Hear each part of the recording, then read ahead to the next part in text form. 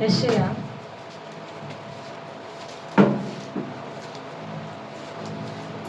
40వ అధ్యాయం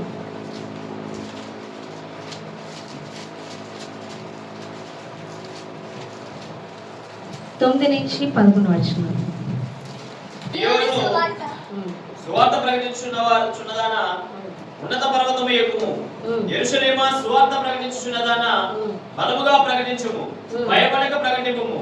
ఇదిగో మీ దేవుడు అని యూదా పట్టణములకు ప్రకటించుము. ఇదిగో తన బాహువే తన పక్షమున ఏలుచుండగా ప్రభువు యెహోవా తానే శక్తి సంపన్నుడై వచ్చును. ఆయన ఇచ్చు బహుమానము ఆయన యొద్దనున్నది, ఆయన చేయి ప్రతీకారం ఆయనకు ముందుగా నడుచుచున్నది. గొర్రెల కాపరి వలె ఆయన తన మందను మేపును. చాలు. హల్లెలూయా. ప్రార్థన చేస్తున్నాం. పరిశుద్ధ యేసయ్యా నీకు వందనాలు. ఉదయకాల సమయం, మధ్యాహ్న కాల సమయంలో మేము పాల్సనికి వచ్చున్నాం. నాతో మాతో మీరు మాట్లాడండి, మమ్మల్ని బలపరచండి. ప్రతి విధమైన నిద్రమత్తు నిర్లక్ష్యం స్పిరిట్ని నజరేయుడైన యేసుక్రీస్తు నామములో బంధిస్తున్నాం. అవసరమైన వాక్కుతో అయా మమ్మల్ని నడిపించి స్థిరపరిచి నీతో అంటు కట్టమని నజరేయుడైన యేసుక్రీస్తు నామములో అడిగి వేడుకొని పొందుకుని ఉన్నాం తండ్రి. ఆమేన్. హల్లెలూయా. చూడండి, సియోను సువార్త ప్రకటించుచున్నదానా ఉన్నత పర్వతం ఎక్కుము, యెరూషలేమా సువార్త ప్రకటించుచున్నదానా బలముగా ప్రకటించుము, భయపడక ప్రకటించుము. హల్లెలూయా. ఈ వాక్యం అన్నే చెప్పాను అన్న కదా, మళ్ళీ అదే రిపీట్ చేస్తున్నారు. ఏంటి అంటే దేవుడు నన్ను అదే రిపీట్ చేయమన్నాడు. ఎందుకు రిపీట్ చేయమన్నాడు అంటే, నేను మెసేజ్ చెప్తున్నప్పుడు ఏదో కథ చెప్తే వింటారు చూడండి, ఏదైనా ఒక విషయం చెప్తే వింటారు కదా, అలా వింటున్నా అంతే, అది అక్కడితో వదిలేస్తున్నారు. అర్థమవుతుందా మీకు? ఇక దాని తర్వాత దాని విషయం ఉండట్లేదు, దాని ఆలోచన ఉండట్లేదు. దేవుడు కోరుకునేది అది కాదు. సపోజ్ నేను ఆ బ్యాగ్ ఇలా ఇవ్వండి చిన్న ఆడబెట్టండి, రియాక్షన్ ఉందా లేదా?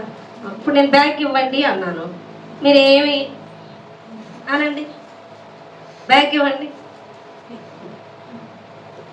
ఏంటి దాని అర్థం చెప్పండి? చెప్పాను కదా, చేశారా? చేయట్లా. అలాగే వాక్యం చెప్తుంటే వింటున్నారు, చేయట్లా. కానీ దేవుడు ఏమంటున్నాడంటే ప్రకటించమని చెప్తున్నాడు. హల్లెలూయా. ఏం ప్రకటించమంటున్నాడు? మొన్న దేవుడు వాక్యం ద్వారానే కాదు, మ్యాక్సిమం అందరూ వాగ్దానాలు తీసుకున్నారు, అందరికీ ఏం పని ఉందో అన్నీ చెప్పేశాడు దేవుడు. ఈ నెల రోజు మనం ఉపవాసం ఉన్నప్పుడు ప్రార్థన చేసేటప్పుడు దేవుని యొక్క ప్రణాళిక ఏమై ఉంది మొత్తం బయలుపరిచాడు.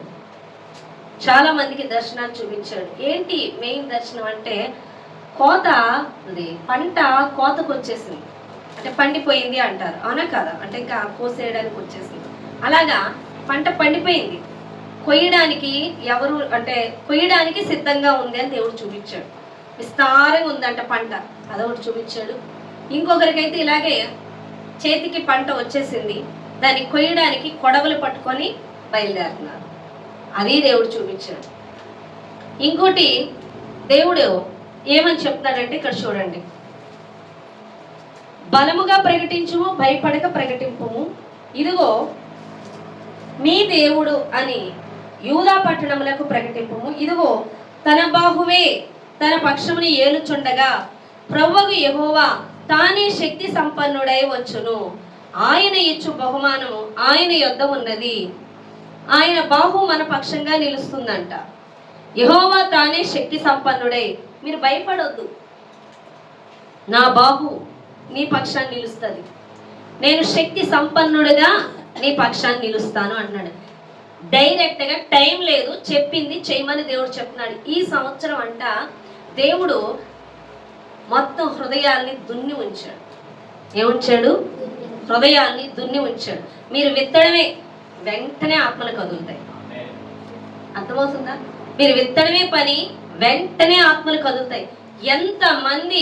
ఎంతమందికి విత్తుకుంటారో విత్తుకోండి, విస్తారమైన పంట కోసుకుంటారు. నీ ఓపిక.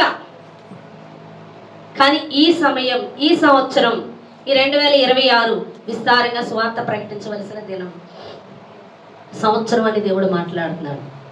కాబట్టి మనం అనుకోవచ్చు, నా సమయం ఇంకా రాలేదు, దేవుడు నిన్ను ఎక్కడికన్నా వెళ్ళమంటే మరి వెళ్తాను ప్రభువా, మరి వాళ్ళు వినే మనసు కలిగి ఉన్నారో లేదో, మనకు చాలా పని ఉంది, వెళ్ళాలంటే వాళ్ళు మూడు చూడాలి, వాళ్ళు వినే మనసు కలిగి ఉన్నారో లేదో చూసుకోవాలి, నేను తర్వాత వెళ్దాం అనుకుంటున్నాను, ఇప్పుడు నాకు పని ఉంది కదా, సిచ్యువేషన్ నాకు క్రమంగా లేదు, అనుకూలంగా లేదు, నాకు పని ఉంది, నాకు పని అడ్డగించింది, బహుశా ఇప్పుడు వెళ్ళడం దేవుడి చిత్తం కాదేమో అన్న చెత్త ఐడియాలు శాతాన్ని ఇస్తూ ఉంటే దాన్ని స్వీకరించొద్దు.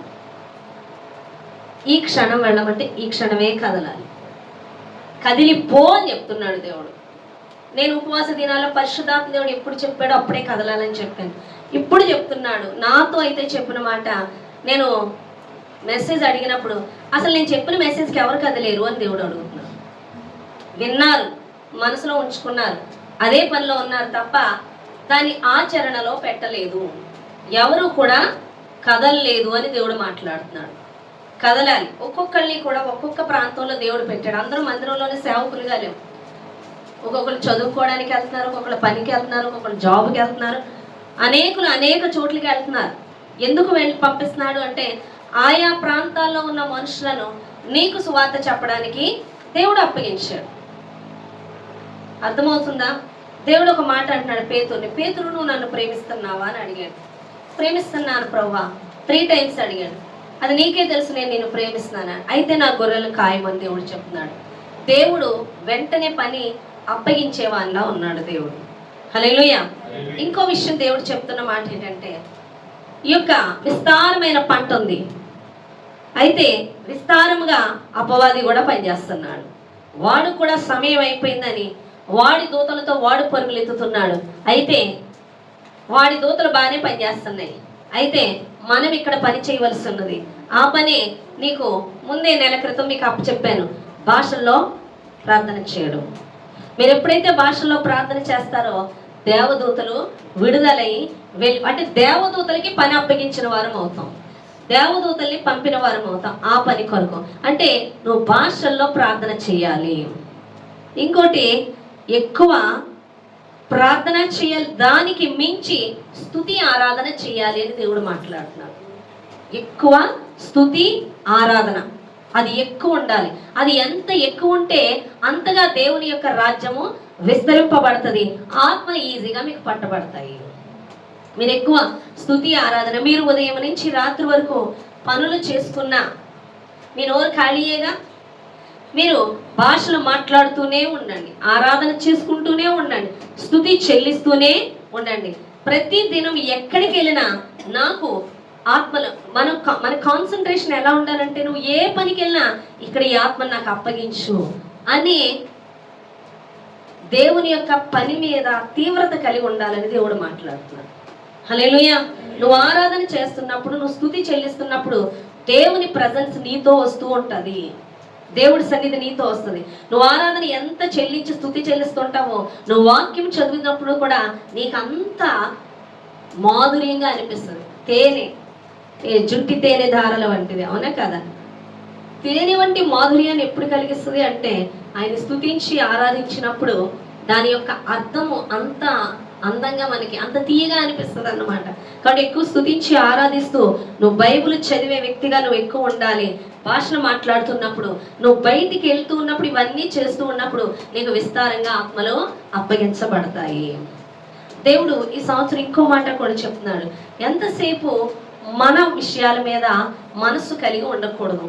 నా సంగతి ఏంటి, నా భవిష్యత్ ఏంటి, నా బిడ్డలేంటి, లేకపోతే నా భర్త ఏంటి, నా కుటుంబం ఏంటి, ఈ ఆలోచనలు కలిగిన వారు ఏమాత్రము కూడా అపవాదిని జయించలేరు. వారు దేవుని యొక్క ఆరాధనలో ఇమ్మెన్స్ అవ్వలేరు. అలా అవ్వాలి అంటే నువ్వు వాటి మీద మనస్సు ఉంచకూడదు, దేవుని మీద మనస్సు ఉంచాలి. ఎందుకంటే నీ దేవుడైన యెహోవా సర్వశక్తిమంతుడు. ఆయన పని నువ్వు చూసినప్పుడు, ఆయన తట్టు నువ్వు తిరిగినప్పుడు నీ తట్టు ఆయన తిరగడం జరుగుతుంది. కాబట్టి ఆయన నీ యావత్తు ఆయన చూసుకుంటాడు. కానీ నువ్వు చేయవలసింది, నీ కాన్సన్ట్రేషన్ అంతా ఆత్మలను సంపాదించడానికి. చూడండి, మనం తినే తిండి దేనికి తింటాం అంటే బ్రతకడం కోసం తింటాం, మనం తినడం కోసం బ్రతకం, అవునా కదా? కాబట్టి మనం ఓ పని మీద ధ్యాస పెట్టేసి మనం పని చేసినా మనం అనేక ఆలోచనలు కలిగి ఉంటాం. కానీ ఆ ఆలోచనలు కాక దేవుని యందే మనస్సు ఉంచి ఆ ప్రాంతంలో ఆత్మల్ని అప్పగించమని మనం దేవుడిని అడగవలసిన వారమై ఉన్నామని దేవుడు మాట్లాడుతున్నాడు. ఇంకొక విషయం ఏంటంటే, యెహోషాపాతును మనం బైబిల్లో చూసినట్లయితే యెహోషాపాతు మీదకి 3 రాజ్యాలు, అంటే ఒక రాజు ఇద్దరు రాజుల సపోర్ట్ తీసుకొని తన మీదకి దాడి చేయడానికి వస్తాడు.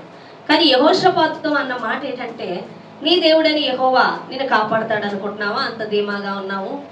అనేక మంది దేవతలను కలిగి ఉన్న వాళ్ళందరినీ కూడా నేను ఓడించి వచ్చాను. నీ దేవుడని యెహోవా నీ విషయంలో నిన్ను కాపాడలేడు, నేనే నిన్ను జయిస్తాను అని మాట్లాడినప్పుడు ఆ మాటలు గల ఆ ఉత్తరం పట్టుకెళ్ళి దేవుని సన్నిధిలో పెట్టి మొరపెడతాడు యెహోషాపాతు. అలా ప్రార్థన చేసినప్పుడు దేవుడు అంటాడు, యుద్ధానికి ఏ విధంగా వెళ్ళమన్నాడు అంటే వాయిద్యములు, అవునా కదా, ఆరాధన, స్తుతి చెల్లించుకుంటూ వెళ్ళమన్నాడు. యుద్ధం అంటే యుద్ధాయుధాలు కాదు. ఎంతమంది సైన్యం అయితే ఉందో, చాలా కొద్ది సైన్యం ఉంది, ఆ కొద్ది సైన్యము కూడా స్తుతిస్తూ ఆరాధిస్తూ వాయిద్యములు వాయిస్తూ శత్రువు మీదకి వెళ్ళమంటాడు. అలా శత్రువు మీదకి వెళ్ళినప్పుడు వారందరూ కూడా, వారు 3 రాజులు కూడా, అరే వీళ్ళు ఎటువంటి ఆయుధాలు కలిగి లేరు కాబట్టి ఈజీగా వీళ్ళని మనం జయించవచ్చు, కాబట్టి మనం వాళ్ళు దగ్గరికి రాబోతుకి నేను వీళ్ళిద్దరినీ చంపేసి నేనే వారిని జయించి ఆ రాజ్యాన్ని స్వాధీనపరుచుకుందాం అనుకుంటారు. ఇంకో రాజు, నేను వీళ్ళిద్దరినీ చంపేసి వాళ్ళని జయించి ఈజీగా, ఎందుకంటే వాళ్ళు యుద్ధానికి ఆయుధాలతో రావట్లేదు కాబట్టి వాళ్ళని ఈజీగా జయించేసి నేను స్వాధీనపరచుకోవాలి అని 3 అనుకొని ఒకరినొకరు యుద్ధం చేసుకొని 3 చేస్తారు. వీళ్ళు వెళ్ళి చక్కగా దోపుడు సొమ్ము తెచ్చుకుంటారు. యుద్ధం ఎక్కడ జరిగింది, ఎలా జరిగిందంటే దేవుడే చేశాడు యుద్ధం, కానీ వీళ్ళు ఏం చేశారు? స్తుతి చెల్లించారు. హల్లెలూయా.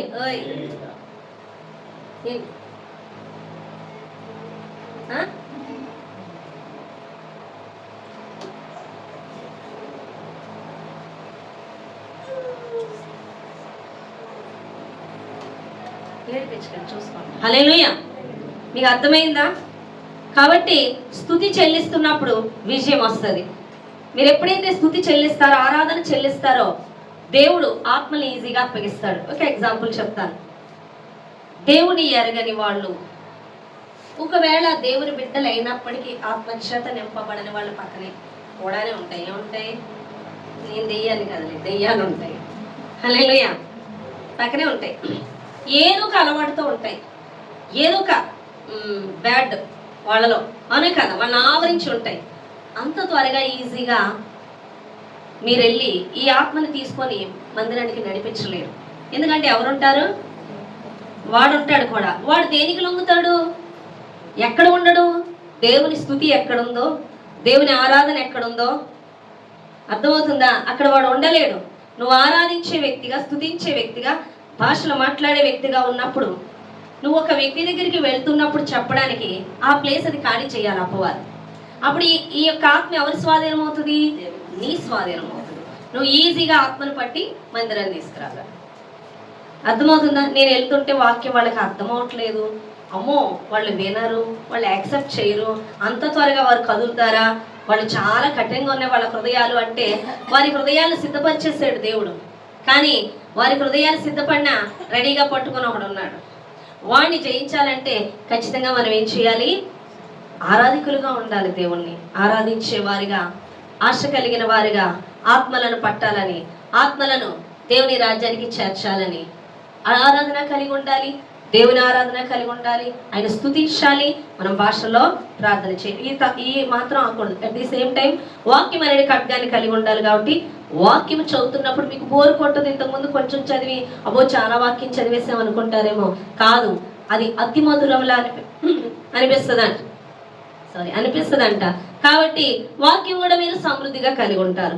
అప్పుడు అపవాదిగాడు మీరు ఆత్మల దగ్గరికి వెళ్ళినప్పుడు ఈజీగా వాళ్ళు అప్పగింపబడతారు. ఎందుకంటే వాడు వారిని ఖాళీ చేసి వెళ్ళిపోతారు.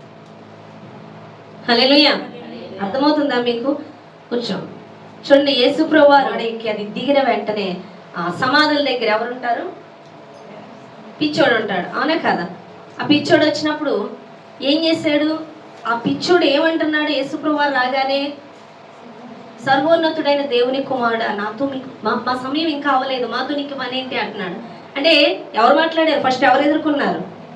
పిచ్చోడిని బంధించిన దురాత్మ ఎదుర్కొంది, అవునా కదా? నాతో నీకేం పని మాతో అంటే, అక్కడ సేన అనే దెయ్యాలు, అన్ని దెయ్యాలు ఉన్నాయి అతనిలో. ఆ అన్ని దెయ్యాలు కూడా ఎవరిని ఎదుర్కొన్నాయి? యేసు ప్రభువారిని. యేసు ప్రభువారు ఎవరు అందరికీ తెలుసు ఎవరు, అవునా కాదా? అప్పుడు ఏం చేస్తాడు ఆయన? పందుల్లోకి పొమ్మని కానీ అది పోయాక ఈజీగా అప్పచెప్పబడ్డాడు ఆ వ్యక్తి. హల్లెలూయా. అర్థమవుతుందా? అలాగే ప్రతి ఒక్కరిలోని ఉంటాయి, ఎన్నన్నా ఉంటాయి. అర్థమవుతుందా? అవి పారిపోవాలి, అవి వదిలి వెళ్ళిపోవాలి. అప్పుడు మనకు ఆత్మ అప్పగించబడుతుంది. ఒకసారి అయితే మీకు చాలాసార్లు చెప్పుకుంటాను, గుర్తుందో లేదో, ఒక అమ్మాయిలో అయితే ఫుల్ ఈవిల్స్. అమ్మాయి మందిరాన్ని తప్పించుకొని సరిగ్గా సండే వచ్చాక ఒక 3-4 వీక్స్ నుంచి అప్పటికి ఈవిల్స్ చోటు ఇచ్చింది. అది నాకు అర్థమవుతుంది. వస్తానని చెప్పి రాకపోవడం. ఆ రోజైతే నేను అన్నాను, షాప్కి వెళ్ళేది పర్టికులర్గా ఈ రోజు నైట్ నన్ను కలిసే వెళ్ళని చెప్పాను. ఆ రోజు శుక్రవారం ఏదో రోజు, ఈరోజు నన్ను కలిసే వెళ్ళాలని చెప్పాను. చెప్తే కాదండి నైట్ అయిపోద్ది, 10 అవని 11 అవని, నువ్వు షాప్ నుంచి ఇంటికి వెళ్ళేటప్పుడు దారిలో నీళ్ళు నన్ను కలిసి వెళ్ళాన్న. టైం నిజంగా 10 అయింది, 9:30 10 అయింది. వచ్చి కూర్చున్నాక ఏంటి సరిగ్గా రావట్లేదు ఈ మధ్య, నన్ను తప్పించుకుంటున్నా అంటే కుదరట్లేదు అన్నది. సరే ఈ ఆదివారం మాత్రం నువ్వు ఖచ్చితంగా కనపడంటే, నేను రేపు ఉండట్లేదుగా, రేపు వెళ్ళిపోతున్నా మా ఊరు అంటది. ఏ ఊరు వెళ్ళిపోతున్నావు అంటే, మా ఊరు వెళ్ళిపోతా, అక్కడ ఉండి ఆదివారం అక్కడ చూసుకొని. అక్కడైతే వద్దు, అక్కడికి వెళ్ళొద్దని దేవుడు చెప్తున్నాడు, ఇక్కడికే రమ్మన్నాడు అనగానే ఆమెలోంచి అది మాట్లాడుతుంది. ఏమంటే, వదలవా దీన్ని ఇంక వదలవా అని అడుగుతుంది. ఎవరు మాట్లాడుతున్నారు? అదనమాట. హల్లెలూయా. ఎందుకు అడుగుతుంది అంటే ముందు ఆడున్నాడు, అవునా కదా? అంటే ఆత్మలను మనం విడిపించాలంటే ఖచ్చితంగా వాడు తప్పుకుంటే వాళ్ళు ఈజీగా అప్పగించబడతారు, చాలా ఈజీగా అప్పగించబడతారు. అలా అప్పగించబడాలంటే ఏం చేయాలి? నువ్వు భాషలో మాట్లాడుతూ, దేవుణ్ణి స్తుతిస్తూ, ఆరాధిస్తూ, వాక్యమును నువ్వు ఎక్కువ కలిగి ఉన్నప్పుడు, నువ్వు వెళుతున్నప్పుడు ఆ దురాత్మలు అక్కడి నుంచి వెళ్ళిపోతాయి. ఆ ప్లేస్ ఖాళీ చేసేయాలి. అందుకే పిచ్చోడు అంటున్నాడు, సర్వోన్నతుడైన దేవుని కూడా మాతో నీకేం పని, ఇంకా అక్కడ ఉండలేవు, ఎక్కడ పాతాళానికి పంపించేస్తాడు అని. ఇదిగో ఆ పందుల్లో పంపించే మమ్మల్ని అడిగేయా లేదా? ఆ ప్లేస్ ఖాళీ చేసి వెళ్ళిపోయా లేదా? నువ్వు ఉన్న ప్లేస్లో ఆ ప్లేస్ ఖాళీ చేసేయాలి దురాత్మలు, సరేనా? ఈరోజు నేను ఈ వాక్యం గురించి డిస్కషన్ చేస్తున్నప్పుడు రఫియాకి నాకు మంచి డిస్కషన్ పడింది. తనతో దేవుడు మాట్లాడాడంట. ఏమని మాట్లాడాడో అదే మెసేజ్ ఇవాళ వచ్చింది అని తను కూడా డిస్కషన్ చేస్తుందంట. ఏమనంటే, ఇవాళ ఒక్క ఆత్మకి కూడా నేను సువార్త చెప్పలేదు అని తను ప్రతిదినం ఆత్మలను అప్పగించమని అడుగుతూ ఉందంట. దేవుడు అన్నాడంట, ఆ క్షణం 2 పిల్లలు చూపిస్తే వాళ్ళకి సువార్త చెప్పమని. అర్థమవుతుందా మీకు? నేను అప్పుడు చెప్పాను, నేను అప్పుడే మెసేజ్ చెప్పాను, ఇప్పటి వరకు మీరు నిన్నటి వరకు సువార్త చెప్పున్నారేమో, కదలలేదు, ఇక వాళ్ళు కదలలేదులే, ఇక ఎవరినైనా వేరే వాళ్ళు చూసుకుందాం అని మీరు అనుకోవద్దు. మరలా వాళ్ళకే చెప్పండి. అర్థమవుతుందా? నిన్నటి వరకు చెప్పారు, రాలా. ఇప్పుడు మీకు ఏం మైండ్లోకి వచ్చింది? నిన్న చెప్పాము రాలా, ఇప్పుడు చెప్తే వస్తారా అంటే వస్తారు. ఎందుకని? రాత్రికాలం అంతా చేపలు పడితే పడలేదు, ఇప్పుడు యేసయ్య చెప్తే పడితే వచ్చి. హల్లెలూయా. అర్థమవుతుందా మీకు? నెక్స్ట్ యేసయ్య చెప్పాక పడ్డాయి. ఇప్పుడు మీరు ఏం నమ్ముతున్నారు? దేవుడు ఈ సంవత్సరం విస్తారంగా ఆత్మలను అప్పగిస్తానన్నాడు, అవునా కదా? మీరు దేవునికి లోబడి వెళ్ళినప్పుడు ఇంతకు ముందు వినలేదేమో, ఇప్పుడు వింటారు. ఎందుకంటే ఇప్పుడు దేవుడు పంపిస్తున్నాడు. ఇప్పుడు మీరు దేవునికి లోబడి వెళ్ళారు కాబట్టి, నిన్నటి వరకు చెప్పిన వాళ్ళు కదలలేదు కాబట్టి ఇంకెందుకు చెప్పాలబ్బా అని నువ్వు ఆలోచించి ఎవరికి చెప్పాలి అని ఆలోచించిన అవసరం లేదు. ఇంతకుముందు ఎవరికి చెప్పావో వాళ్ళకే ప్రేరేపిస్తే చెప్పు. దేవుడు చెప్పు అంటే, లేదు ప్రభువా ఇంతకుముందు చెప్పాను వాళ్ళు వినలేదు అని చెప్పొద్దు. వినలేదు కానీ ఇప్పుడు నువ్వు మళ్ళీ చెప్పమన్నా చెప్తానని పేతుర్లా చెప్పు. రాత్రి అంతా పట్టాను చేపలు పడలేదు కానీ ఇప్పుడు చెప్తే నేను చెప్తాను అని చెప్పు. హల్లెలూయా. అర్థమవుతుందా? కాబట్టి ఇప్పుడు వెళ్ళినా దేవుడు నీకు మరలా చెప్పు, నీ నిరంతర ప్రయత్నం చెప్పడానికే ఉండాలి. నేను కొంతమందిని టచ్లో పెట్టుకుంటాను, వాళ్ళు వాక్యం చెప్పడానికి యాక్సెప్ట్ చేయరు, కానీ వాళ్ళతో డిస్కషన్ చేస్తూ ఎక్కడ వచ్చిన అవకాశం చెప్పడానికే చూస్తాను. వాళ్ళకి డైరెక్ట్ చెప్పలేకపోతే నాకు దేవుడు చేసిన సంగతులన్నీ చెప్పేస్తాను. ఏదో ఒక విధంగా వాళ్ళకి మెసేజ్ వెళ్ళడానికి నా నిరంతర ప్రయత్నం ఉంటుంది. హల్లెలూయా. అర్థమవుతుందా? కాబట్టి దేవుడు అంటున్నాడు, చెప్పిందల్లా వింటున్నారు, చేసేది నాకు కనబట్టలేదు. చేయి వారికి ఏముందా కింద చెప్పాడు దేవుడు. ఇదిగో ఆయన ఇచ్చు బహుమానము, ఆయన చేయి ప్రతీకారము ఆయనకు ముందుగా నడుచుచున్నది. గొర్రెల కాపరి వలె ఆయన తన మందను మేపును. హల్లెలూయా. నీకు వ్యతిరేకంగా ఏ ఆయుధము రూపింపబడినది వర్ధిల్లదు. ఎందుకంటే సైన్యములకు అధిపతి అని యెహోవా నీ పక్షాన పని చేస్తానని మాట్లాడుతున్నాడు. భయపడక మాట్లాడు. నిన్ను ఈ క్షణం దేవుడు ఏది చేయమన్నాడో నీ పని ఇంపార్టెంట్ కాదు, ఇమీడియట్లుగా అది చెయ్యి. నువ్వు ఏ పనిలో ఉన్నా ఆ పనిలో ఉంటూ నువ్వు ఆరాధించవచ్చు, స్తుతించవచ్చు, భాషలు మాట్లాడచ్చు, ప్రార్థించవచ్చు, సువార్త కూడా ప్రకటించవచ్చు. అది మానేసి ఇందులోకి రమ్మని చెప్పలేదు. నువ్వు అది చేస్తూ కూడా నువ్వు ధ్యాస అంతా కూడా ఆయన సువార్తను ప్రకటించాలన్న తీవ్రమైన కోరిక నీలో ఉండాలని దేవుడు మాట్లాడుతున్నాడు. పని చేయవారు ఆయన మంద అని దేవుడు మాట్లాడుతున్నాడు. ఆయన మంద పని చేస్తున్నప్పుడు నువ్వంట ఈ సంవత్సరం ఇంకొక ఫెసిలిటీ దేవుడు నీకు ఇచ్చాడు. ఏంటి అదంటే, నువ్వు విస్తారంగా తెచ్చుకో. దేవుడు పని చేయకుండా అది 10 రూపాయల కింద ఖర్చు అయిపోతుంది. నువ్వు తెచ్చుకున్నది కొంచెమే తెచ్చుకో, కానీ దేవుని పని చేస్తుంటే సారేపతు స్త్రీ పిండి ఒదుకుతుంది చూడండి. ప్రతి దినం పోషింపడ్డారు. పిండి కనపట్లేదు అక్కడ బస్తాలతో, కానీ ఏ దినము కా దినమును పోషింపబడుతున్నారు. హల్లెలూయా. నీకు విస్తారమైన వచ్చుబడి కనిపించదు, కానీ నువ్వు పోషింపబడతావు. అర్థమవుతుందా? నీ కట్లు కనిపించవు, కానీ కట్లు తెచ్చుకున్న వాళ్ళకన్నా ఎక్కువ సమృద్ధి నువ్వు కలిగి ఉంటావు. అంతగా నీ చేతిలో నువ్వు ఎంత కలిగి ఉన్నావో దాన్ని ఆశీర్వదిస్తాడంట దేవుడు. నువ్వు ఎంత కలిగి ఉన్నావో దాన్ని ఆశీర్వదిస్తాడంట. దాన్ని ఆశీర్వదిస్తే సమస్తము సరిపోతుంది. మళ్ళీ ఒకసారి ఇతనికి జాబ్ పోయినప్పుడు నేను ఇంట్లోనే ఉంటున్నాను, అప్పుడు ప్రేరేం చేస్తున్నాను. మా అన్నయ్య 1 వీక్ ఉండడానికి నా దగ్గరికి వచ్చాడు. మా అన్నయ్య వచ్చి నా దగ్గరకి, నేను ఇలాగే కూర్చొని మాట్లాడుతూ ఉన్నాను. నడుస్తూ మాట్లాడుతూ స్టూల్ తెచ్చుకొని కూర్చొని, నేను జీతం అంత తెచ్చుకున్నా నాకు చాలా ఇబ్బందిగా ఉంటుంది, అతను తేవట్లేదు, మీకు ఎలా జరుగుతుంది అని అడిగాడు. నేను ఒక నవ్వి నాకు దేవుడు అన్నాడు అన్నయ్య, ఆయన పోషిస్తాడు అని. అది కరెక్ట్ అనుకొని వెళ్ళిపోయాడు. హల్లెలూయా. ఎందుకంటే మా అన్నయ్య చాలా జీతం తెచ్చుకుంటున్నాడు. అప్పుడు మా అన్నయ్యకి వచ్చిన డౌట్, అసలు నీకు ఇంట్లో ఎలా? ఆ సమయంలో మా అన్నయ్య వచ్చి 1 వీక్ ఉన్నాడు, మా చెల్లెళ్ళు వచ్చి 1 వీక్ ఉన్నారు. ఆ నెలలో 1 వీక్ 2 వీక్స్ ఉన్నారు. ఎప్పుడూ లేని సమృద్ధి మాకు. సరుకులు ఎప్పుడు కూడా నెల రోజులే వచ్చి నేను రాసిని, కానీ ఆ రోజు రాసిని ఎంత వాడుతున్నా ఆ సరుకులు అలాగే ఉండి 2 months వచ్చాయి. మరలా జీతం వచ్చే వరకు అవి అవ్వలేదు. ఎందుకు అవ్వలేదు నాకు తెలియదు.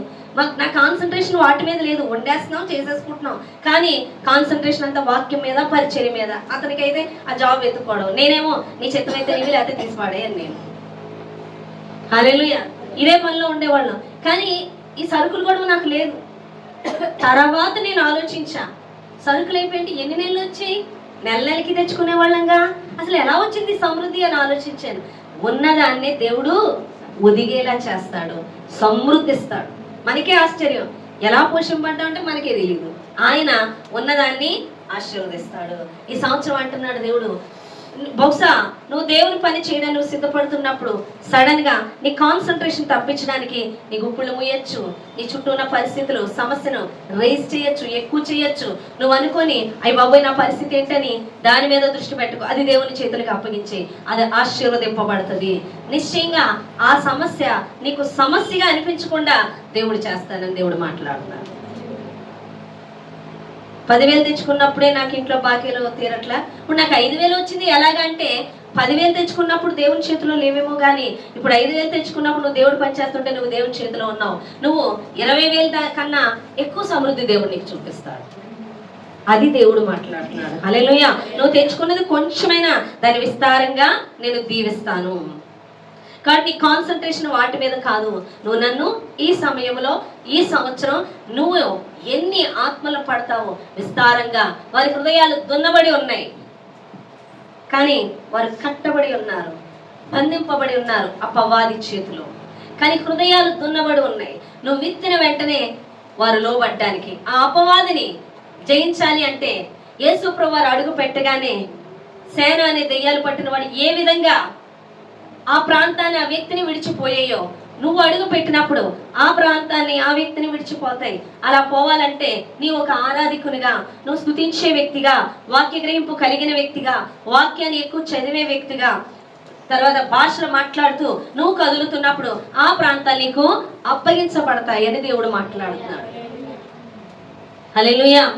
ఇంకోటి దేవుడు ఒక వాగ్దానం ఇచ్చి ఉన్నాడు, నీవు అడుగు పెట్టు ప్రతి స్థలము నీ స్వాస్థ్యము అని దేవుడు మాట్లాడుతున్నాడు. నువ్వు ఏ ప్రాంతంలో ఉన్నావో, నువ్వు ఏ ప్రాంతాలకు వెళ్తున్నావో, ఏ ప్రాంతాల గురించి నీకు భారం పెట్టి ఉన్నాడో ఆ ప్రాంతం అంతా నీ స్వాస్థ్యమే.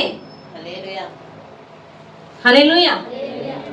ఆ స్వాస్థ్యం నీకు అవ్వాలి అంటే అక్కడ ఆత్మలు నీ వాళ్ళు అవనట్లుగా నువ్వు ప్రార్థించాలి అని దేవుడు మాట్లాడుతున్నాడు. ఈసారి నీ స్వాస్థ్యం నీకు ఇస్తాను అంటే అర్థం ఏంటంటే అక్కడ ఆత్మలు నీకు ఇస్తాను అని దేవుడు మాట్లాడు. నీ స్వాస్థ్యం నీకు స్థిరపరుస్తాను, నీ స్వాస్థ్యం నీకు ఇస్తాను, అది నీ స్వాధీనం అవుతుంది అంటే అర్థం ఏంటి? ఏం స్వాధీనం అవుతుంది? ఏ స్వాస్థ్యం అంటే ఏ ప్రాంత ప్రజల కోసం నువ్వు ప్రార్థన చేస్తున్నావో అక్కడి ఆత్మలు నీకు అప్పగించబడతారు.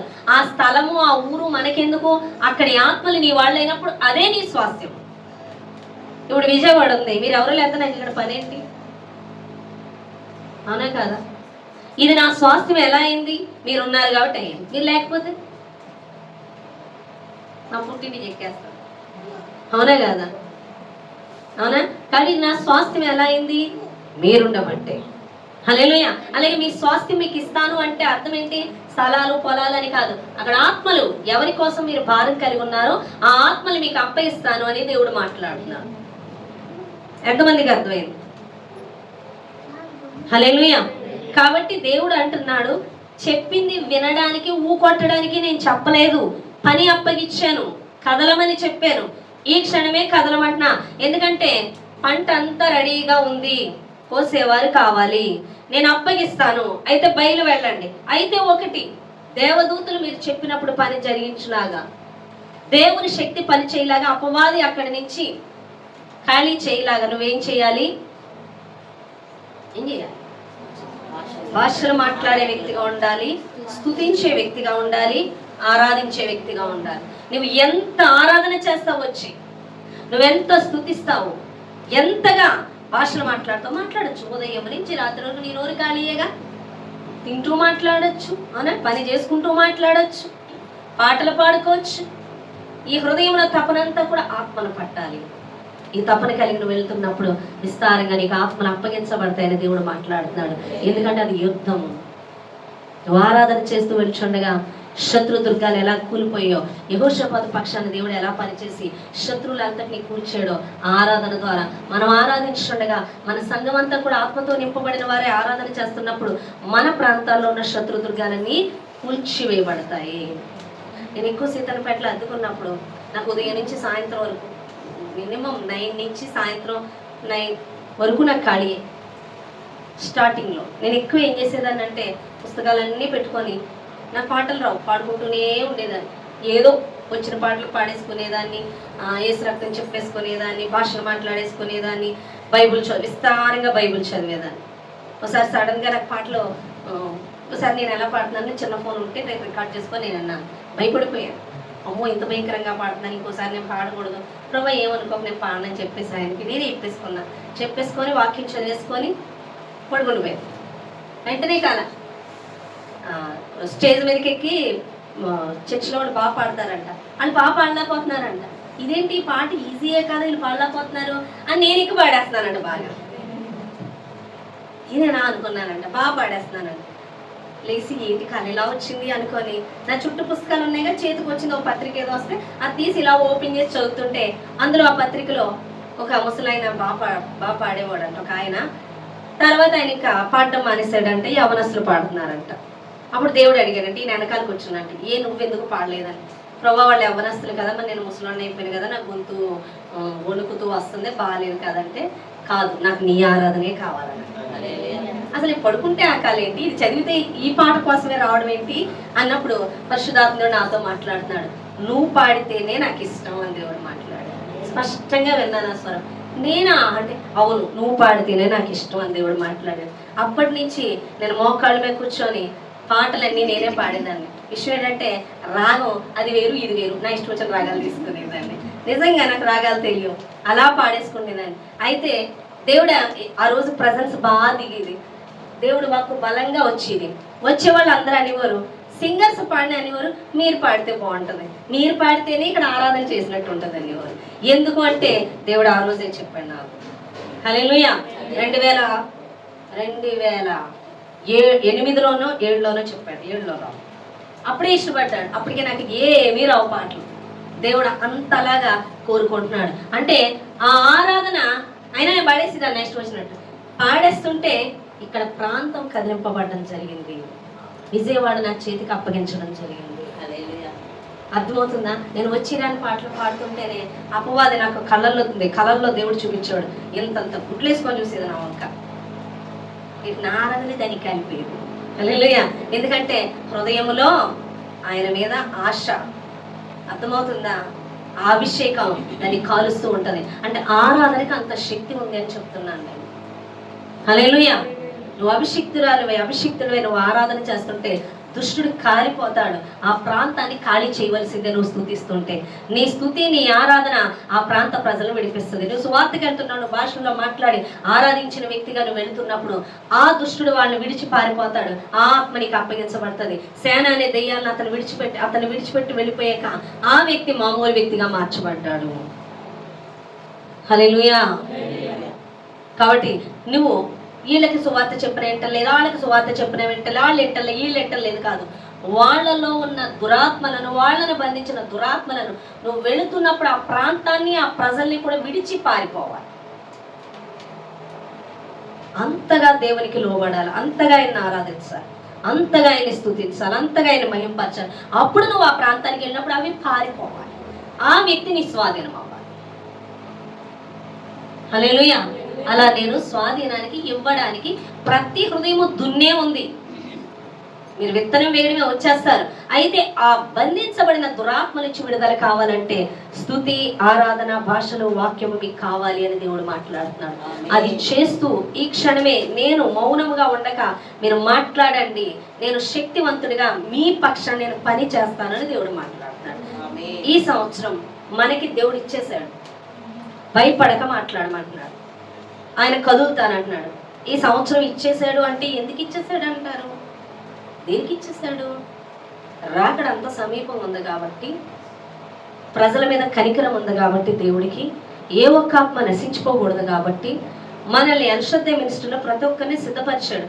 మెసేజ్ ఏం చెప్పను ప్రభు అంటే పెడుతూ ఉంటే తింటూనే ఉంటారు. ఇప్పుడు పెట్టే సమయం కాదు, సిద్ధపరిచి పంపే సమయం అని దేవుడు మాట్లాడుతున్నాడు. అర్థమవుతుందా? పెడుతూ ఉంటే ఊపడుతుంటారు. మంచి వాక్యం వచ్చిందని నాకు సర్టిఫికెట్ ఇవ్వడానికి కాదు మీరుంటా. దేనికున్నారు? పంపించమంటున్నాడు. పంపించమన్న వాక్యం నేను చెప్తున్నా. అర్థమవుతుందా? వెళ్ళమంటున్నాడు, వెళ్ళవలసిన పని ఉంది, కూర్చొని వినడానికి కాదు. దేవుడు చెప్పాడు, వాగ్దానాలు ఇచ్చేసాడు, అన్నీ ఇచ్చేసాడు మీకు, మీరు కదలవలసిందే. భయపడొద్దని దేవుడు చెప్తున్నాడు. నేనున్నా, ముందుగా వెళ్తా. ఆయన ముందుంటే ఇంకేం చేయగలదు? సర్వశక్తి సంపన్నుడిగా వెళ్తాను.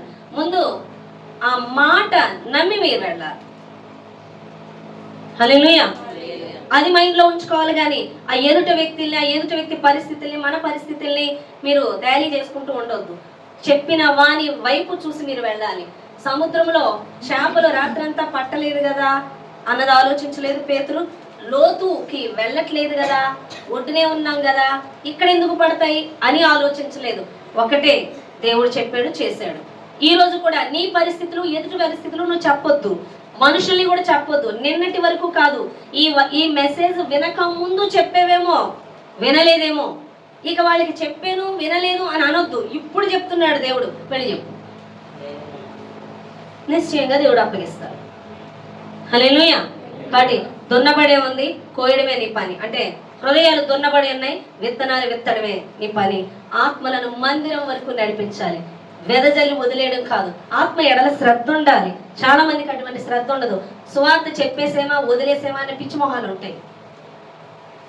దేవుడు నమ్ముకోండి, మీకు దేవుడు దీవిస్తాడు. రక్షణ తీసుకోండి. చెత్త చెప్పొద్దు. ఆత్మ మీద శ్రద్ధ కలిగిన వాళ్ళు తన పొరుగువాడు అంటే ఏంటంటే, మంచి సమరయుడు గురించి స్టోరీ ఉంటది. ఆ స్టోరీలో దొంగల చేత కొట్టబడిన వ్యక్తిని అలా వదిలేలేదు. ఏం చేశాడు? నూనె రాశాడు, ద్రాక్షారసం ఇచ్చాడు, అవునా కాదా? అతన్ని తీసుకెళ్లి పూటకూడవానికి అప్పగించాడు. ఇంకా నీకేమైనా అవసరమైతే మరలా వచ్చినప్పుడు నీకు ఇంకా కావాల్సిన అమౌంట్ నేను చెల్లిస్తానని చెప్పాడు. అంటే ఒక బాధ్యత కలిగి ఉన్నాడు. దొంగలు అంటే అపవాది చేత కొట్టబడిన వ్యక్తిని పూటకూడవానికి అప్పగించాడు. అంటే కాపరికి అప్పగించాడు. కాపరి పనేంటి? సిద్ధపరచడం. సువార్త చెప్పేసేమో కాదు. నేనైతే అలా ఉండేదాన్ని కాదు. నాకు స్టార్టింగ్ లోనే దేవుడు చెప్పాడు, దేవుడు భారం పెట్టాడు ఆత్మలను సంపాదించడం కోసం. స్టార్టింగే నేను చెప్పేసి అది నాకు తెలిసిన వాళ్ళ దగ్గరికి వెంటనే వెళ్ళిపోయిందా. ఈ క్షణమే, ఈ రోజు సాయంత్రం ఉన్నా మన్నాడు వెళ్ళిపోయింది, అప్పుడు నైట్ అయిపోయింది, మన్నాడు వెళ్ళిపోయి చెప్పాను. చెప్పి ఇలా అక్క మీరు నమ్ముకోండి అని చెప్పలా. ఆ వ్యక్తికి తీసుకెళ్ళి కనెక్ట్ చేశాను. సంఘానికి అప్పగించాలి, సేవకులకు అప్పగించాలి. సేవకులతో వాళ్ళు కలిసి వాళ్ళు ఆత్మచేత నింపబడే వరకు నీ బాధ్యత. అర్థమవుతుందా? కొంతమంది సువార్త చెప్తారు, దేవుడు నమ్ముకుంటే ఉన్నాము అంతే. దేవుడు నమ్ముకుంటే నమ్ముకుంటా ఉంటారు, నమ్ముకుంటున్నాము అనుకుని కూడా నరక ప్రాయులు అనేకములు ఉన్నారు. కాదు, అభిషేకంతో నిత్య రాజ్యానికి సిద్ధపరిచే కాపరత్వానికి అప్పగించాలి. దేవుని రాజ్య సంబంధంగా మార్చగలగాలి. అది నడిపింపు అంటే. చెప్పేసేమని కాదు, కాపరికి అప్పగించాలి, వాళ్ళు ఆ నడిపింపు పొందుకోవాలి, వాళ్ళు రాజ్య వారసులు అవ్వాలి. అప్పుడు నీకు తృప్తి కలగాలి, అమ్మయ్య ఒక ఆత్మ రక్షింపబడింది అని. సువార్త చెప్పమన్నారు కానీ చెప్పేసేలా దులిపేసుకున్నాళ్ళే కాదు. బాధ్యత కలిగిన వారికే పని అప్పగిస్తాడు. కొంచెంలో నమ్మకమైన వారిని అనేకమైన వాటి మీద నియమిస్తానని దేవుడు మాట్లాడుతున్నాడు. కొంచెంలోనే నమ్మకం కలిగిన వారిని నియమించడు. నీకు బాధ్యత లేనప్పుడు ఇంకేం అప్పగిస్తాడు? బాధ్యత కలిగిన వారి కోసం దేవుడు ఎదురు చూస్తున్నాడు. కాబట్టి ఒక ఆత్మకి చెప్పేసేమో రండి, వెళ్ళండి, సువార్త దేవుడు నమ్ముకోండి, బాగా వాక్యం గురించి చెప్పేశాను అన్నది కాదు. కాపరికి అప్పచెప్పడం అనేది ఇంపార్టెంట్ పాయింట్. నువ్వు ఎంత సువార్త చెప్పేసినా నీ వల్ల రక్షణ కలగదు, నీ ద్వారా రాజ్యానికి వెళ్ళరు. నువ్వు కాపరికి అప్పచెప్పడం అనేది మెయిన్ పాయింట్. కాపరి ద్వారా, సంఘము ద్వారా, దేవుడు ఎవరినైతే పిలుచుకున్నాడో ఆ సేవకుల ద్వారానే పరలోక రాజ్యానికి వెళ్తారు. కాబట్టి ఒక కాపరికి అప్పగించాలి. ఆ కాపరత్వంలో తను ఉండి ఆ కాపరి కింద అతను రక్షణలోకి నడిపించబడినప్పుడు, నడిపింపు పొందుకున్నప్పుడు, రాజ్య వారసునిగా మార్చబడినప్పుడు నీ బాధ్యత పూర్తయింది ఆ వ్యక్తి విషయంలో దేవుడు మాట్లాడుతున్నాడు. అటువంటి బాధ్యత కలిగిన వారుగా మనం ఉండాలి. హల్లెలూయా. కాబట్టి ఈ దినాన ఈ క్షణమే బయలుదేరమంటున్నాడు. ఈ క్షణమే నువ్వు పని మొదలు పెట్టమంటున్నాడు. నువ్వు ఎప్పుడైతే పని మొదలు నీ విషయాల గురించి ఆలోచించుకో. నీకు కలిగి ఉన్నది కొంచెమైనా నేను ఆశీర్వదిస్తానని దేవుడు మాట్లాడుతున్నాడు. ఇప్పుడు నేను చెప్పినంత ఇంకా కూడా విని అలా ఉంటే ఇంకోలా మాట్లాడతాడేమో. మరి ప్రస్తుతం విన్నారు, కదట్లేదు అన్న విషయం చెప్పాడు. ఇంకా ఉంటే మరి ఏం మాట్లాడతాడో యెహోవా ఈరే. అర్థమవుతుందా? కాబట్టి సిద్ధపడదాము, సమయం లేదు. ఈ సంవత్సరం అంతా దేవుడు మనకు అప్పగించేశాడు. దొన్నడమే ఇది సంఘం ద్వారా జరిగే పని, ఇది విశ్వాసుల ద్వారా జరిగే పని. గొర్రెలు కంటాయి. గొర్రెలు త్వరగా గొర్రెలు కనేవారిగా సిద్ధపడాలని దేవుడు మాట్లాడుతున్నాడు. కాపరి కనడు, గొర్రెలు కంటాయి. హల్లెలూయా. ఈ చిన్న మాటలు దేవుడు దీవించి ఆశీర్వదించును గాక. ఆమేన్. ప్రార్థన చేద్దాం. వాక్యం